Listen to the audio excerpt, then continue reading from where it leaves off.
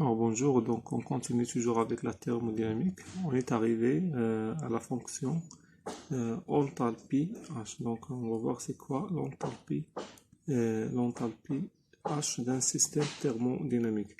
Donc on a déjà défini donc pour un système donné l'énergie interne U.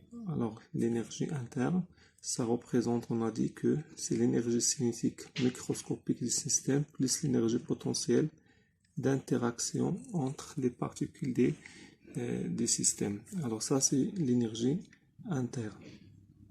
Donc à partir de cette énergie interne, on va définir une deuxième fonction d'état en thermodynamique. C'est ce qu'on appelle l'enthalpie H. Alors c'est quoi l'enthalpie? Donc on prend un système qui subit une transformation monobare. Il passe de l'état A vers l'état B, état A vers l'état B, état initial, état final. Ce sont des états d'équilibre. Alors, cette réaction se produit, ou cette transformation se produit sous une pression, sous P extérieur constant. C'est-à-dire, c'est posé ici, donc le piston, il passe de là à là sous l'action, par exemple, de l'air, de la pression atmosphérique, par exemple, P atmosphérique. Alors, c'est-à-dire par exemple, peut-être que le système, il va perdre de la chaleur Q, de telle façon, on va on va refroidir ses parois, de telle façon, il va perdre une chaleur Q et va la céder vers l'extérieur, et le piston, il passe de la position 1 vers la position 2. Alors ça, cette transformation, il se produit sous la pression extérieure constante qui est ici, la pression atmosphérique. Par exemple, dans notre cas, pression atmosphérique. Alors si on applique le premier principe pour cette transformation, alors delta U, la variation d'énergie interne du système, c'est la chaleur échangée plus le travail échangé avec le milieu extérieur. Alors pour le travail échangé avec le milieu extérieur ici, donc c'est moins P l'intégrale extérieur d de V est égal à, donc P extérieur il est constant, c'est une transformation, j'ai dit ici monobare, donc c'est une transformation monobare. Monobare, alors je rappelle, monobare c'est à pression extérieure constante. Isobare c'est à pression, la pression du système reste constante. Donc il faut faire la différence. Alors P, puisqu'il est constant, je peux le faire sortir de l'intégrale. Donc ça donne VB moins VA. Alors c'est moins P extérieur. Donc on a déjà fait ce calcul. Donc dans le cas de isobare ou monobare. Alors, puisque l'état initial A est un état d'équilibre, c'est-à-dire que ici PA est égal, donc l'équilibre, donc PA est égal P extérieur, donc P extérieur. Et puisque B aussi c'est un état d'équilibre, donc c'est-à-dire que PB aussi est égal à P extérieur. C'est-à-dire je peux écrire cette formule-là, donc c'est P extérieur VA moins P extérieur VB. Donc est égal. Donc P extérieur c'est PA. Donc PA VA moins PB VB. Alors là, donc je remplace c'est-à-dire que la chaleur, je remplace dans le premier principe de la thermodynamique. Donc delta U est égal à Q plus W, c'est PA VA moins PB VB. Alors delta U c'est quoi delta U? Donc delta U ce n'est que UB, donc l'énergie interne du système à l'état final, l'énergie du système donc du gaz ici, moins l'énergie interne du système dans l'état A. donc est égal à Q plus P1 V1 moins PB VB. Alors c'est-à-dire que la chaleur Q, elle peut s'écrire UB plus PB VB moins UA plus PA V1.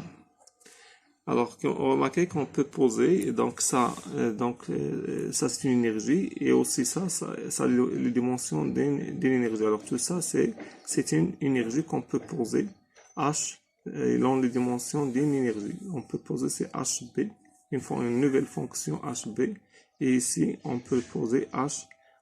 C'est-à-dire la chaleur échangée au cours de cette transformation avec le milieu extérieur, c'est HB moins HA. C'est-à-dire, alors là, on a fait ça pour les transformations isobars. Ça se généralise aussi pour les transformations d'une manière générale, pour une transformation isobar. Et on peut écrire que Q à pression constante est égal à delta H. Alors, c'est-à-dire, lorsque vous avez une transformation monobar ou isobar, si vous voulez calculer la chaleur échangée avec le milieu extérieur, il suffit de calculer la variation de cette nouvelle fonction qu'on appelle enthalpie du système. Alors, l'enthalpie du système, donc, enthalpie du système, c'est une nouvelle fonction qu'on définit en thermodynamique. Donc H égale à U, on la définit à partir d'énergie interne plus le produit P fois V. Alors ici aussi c'est une fonction d'état. C'est une fonction d'état. C'est-à-dire quoi? C'est-à-dire je peux dire l'enthalpie du système à l'état A, l'enthalpie du système à l'état B. Donc je peux la définir à chaque état, je peux définir cette fonction. Alors là, donc, on peut définir, vous allez voir qu'en termes dynamiques, on peut définir beaucoup de fonctions à partir de fonctions élémentaires pour des bits bien déterminés. Alors là, donc, cette enthalpie, il est très utilisé en thermochimie, c'est-à-dire en chimie, pour calculer les chaleurs libérées, échangées par une réaction lors d'une transformation chimique. Alors surtout pour les transformations isobars, c'est-à-dire qui se fait monobar qui se fait sous l'atmosphère. On fait une réaction A plus B qui est dans C plus D, une réaction sous la pression atmosphérique. C'est-à-dire cette transformation ou cette réaction chimique qui se produit à pression extérieure constante. Donc, si vous voulez calculer la chaleur échangée avec le milieu extérieur, il suffit de calculer la variation de cette nouvelle fonction. C'est la variation de l'enthalpie. Donc, c'est-à-dire ça, c'est U, c'est l'énergie interne, plus le produit P fois V. C'est-à-dire, il fait une liaison avec ce qui est microscopique.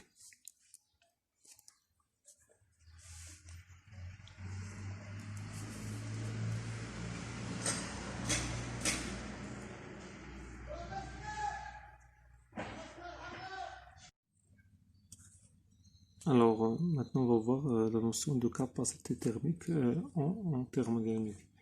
Alors, supposez vous avez un système, un solide par exemple, qu'on chauffe. Donc, on chauffe avec de la chaleur. Alors, bien sûr, sa température, il va augmenter en passant par exemple de T1 vers T2. Lorsqu'on chauffe, donc on donne de la chaleur, donc sa température augmente de T1 à T2. Alors,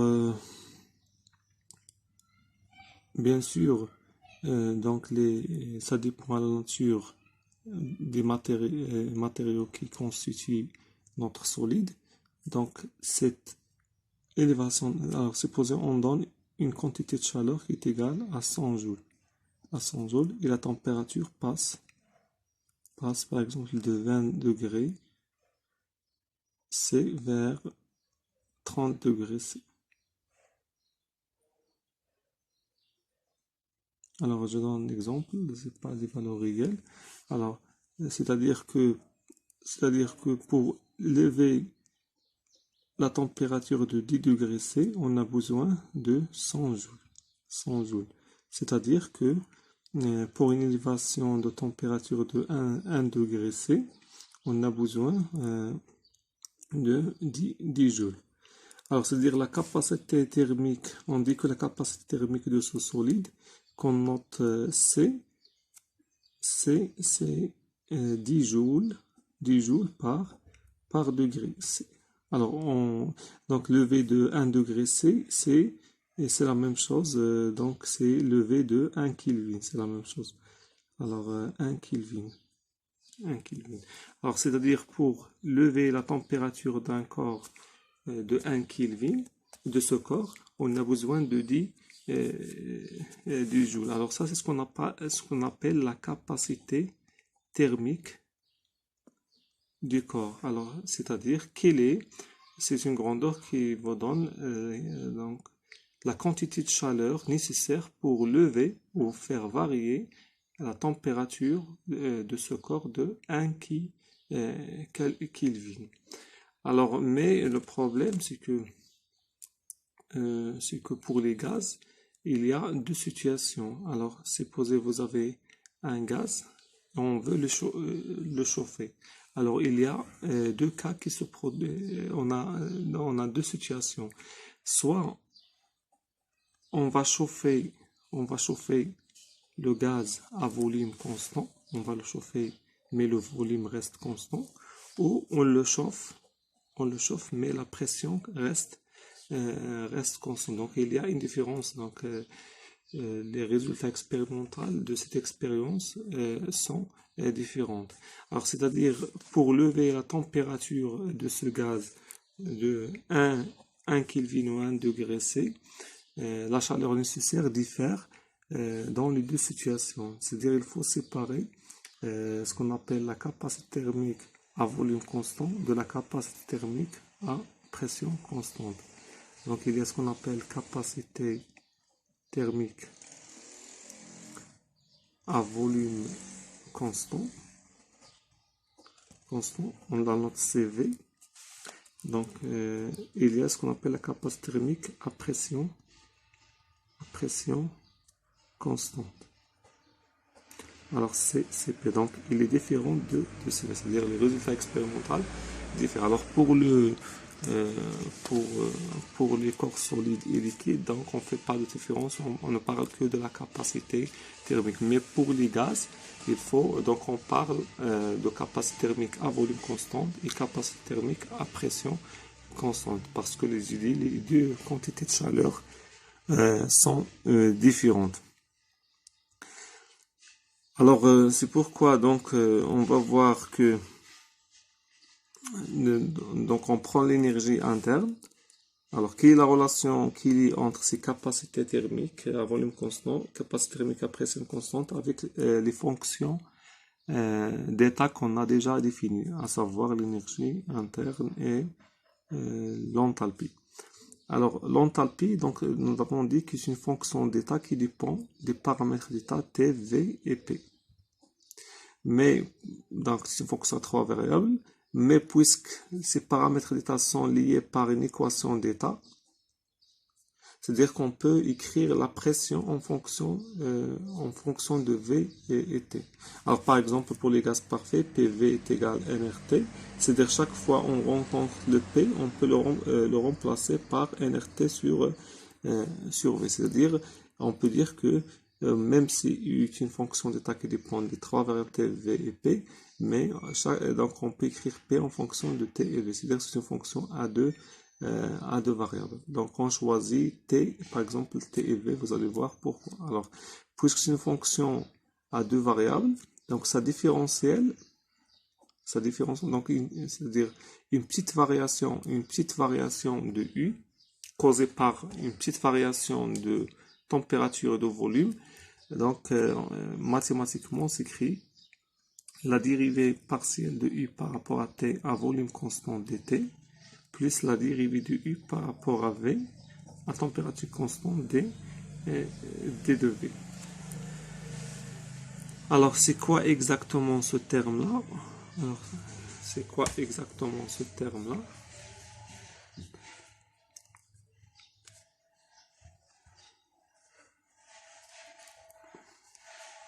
Alors là, c'est ce qu'on appelle, c'est la dérivée de u par rapport à t à volume constant, c'est exactement la capacité thermique à volume constant, la dérivée de u par rapport à t à volume constant. Alors vous allez voir que ça représente exactement la variation, la quantité de chaleur nécessaire pour lever la température de 1 Kelvin. Alors tout simplement pourquoi? Parce que on a, d'après le premier principe, d de u égale à delta q. Donc on peut travailler avec delta q plus delta w. Alors si le volume est constant, le travail il est nul, pas d'échange de travail. C'est-à-dire lorsqu'on est à volume constant, donc la variation d'énergie interne d de u à volume constant, la variation de u, ce n'est que la variation de son c'est la quantité de chaleur est changée. Alors, c'est-à-dire ici, c'est delta Q. Alors, d de U, c'est delta Q sur delta T. Alors, et nous avons dit que ici, alors, que C, ce n'est que quantité de chaleur échangée sur delta T. Donc, Q, donc C, c'est Q sur delta T. Ça donne 10 joules par Kelvin.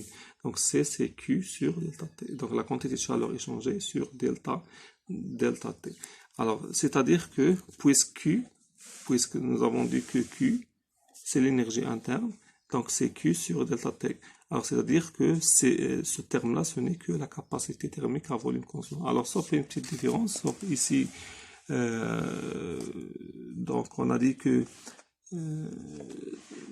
ici lorsque la capacité thermique ne change pas en fonction de la température, ça veut dire quoi? Ça veut dire que chaque fois on donne 10 joules, on enlève la température de 1 Kelvin. Chaque fois on fournit 10 joules, la température augmente de 1 Kelvin. Mais il peut arriver que le corps lorsqu'on le chauffe, donc lorsque la température devient un peu plus grande, alors supposez qu'on arrive à une température T égale à 60 degrés C. Alors il devient plus chaud et il peut arriver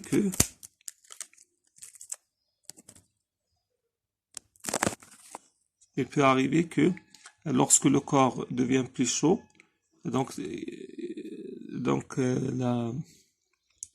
alors pour augmenter sa température de 1 Kelvin sera plus difficile, c'est-à-dire il faut fournir beaucoup d'énergie, beaucoup de chaleur, beaucoup de chaleur pour lever cette température de 1 Kelvin. C'est-à-dire que C n'est pas constante, c'est-à-dire il peut être variable en fonction de la température. Alors par exemple, si le corps est un peu froid, 10 degrés, 20 degrés, sa capacité joules par Kelvin. Lorsqu'il devient plus chaud, il peut devenir 20 joules par Kelvin. C'est-à-dire pour lever sa température de 1 Kelvin, il nécessite 20 joules. Et lorsqu'il devient plus chaud, il nécessite plus d'énergie. Alors c'est-à-dire, remarquez que la capacité thermique devient une fonction de la température. Alors c'est pourquoi on passe ici à la dérivée partielle, à la dérivée, on passe à la dérivée. Donc au lieu de définir C par Q sur delta T, on la définit C est égal à delta Q sur delta T, sur D de T.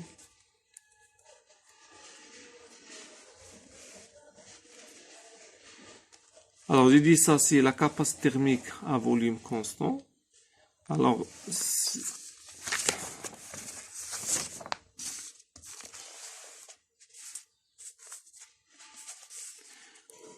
c'est D de U, nous avons dit que est égal, alors CV dt plus la dérivée de U par rapport à V, à T constant D de V.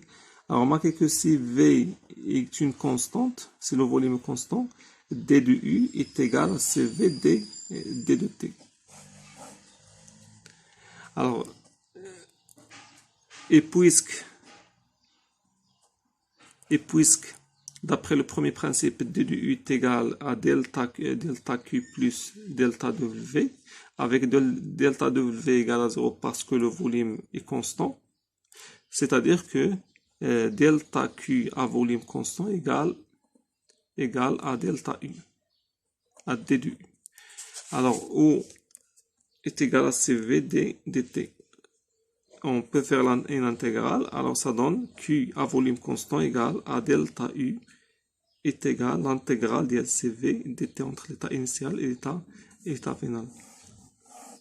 Alors delta U est égal à l'intégrale de A à B CV dt. Alors ça c'est ce qu'on appelle première loi de Joule. Alors première loi de Joule, alors ça veut dire quoi ici? Alors c'est-à-dire si vous avez le volume constant au cours de la transformation, vous avez delta U est égal à l'intégrale de A à B CV dt. Et ce que vous avez calculé delta U, ce n'est que la chaleur échangée. Alors, mais il faut faire attention ici. Alors, pour un gaz parfait,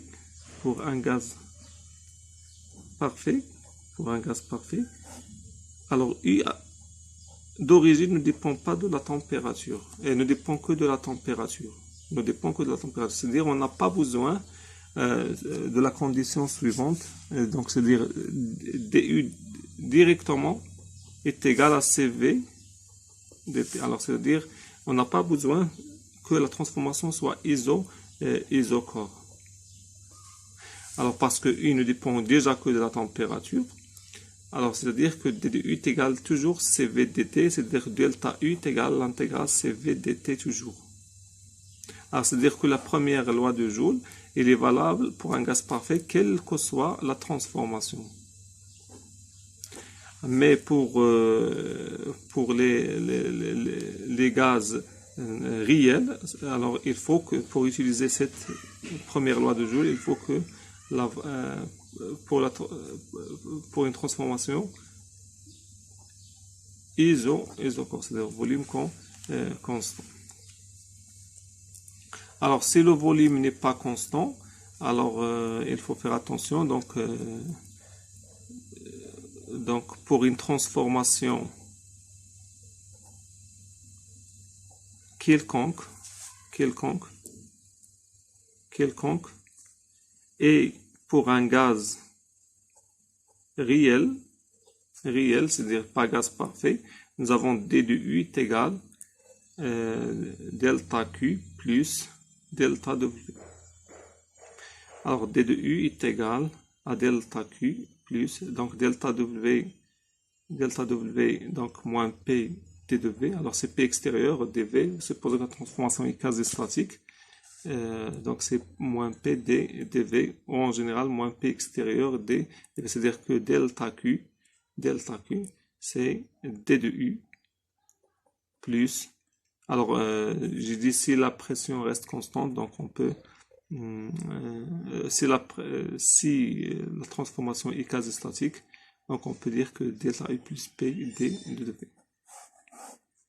Alors ça c'est la formule générale. Mais pour une transformation isochore, on a la formule suivante. Donc delta U c'est l'intégrale de ACV dt. C'est ce qu'on appelle la première loi de Joule. Et ça permet de calculer la chaleur échangée à volume constant. Pour un gaz parfait, donc nous avons delta U est égal à l'intégrale CV dt. Quelle que soit la transformation. Et pour un gaz réel, pour une transformation quelconque, nous avons le cas général suivant.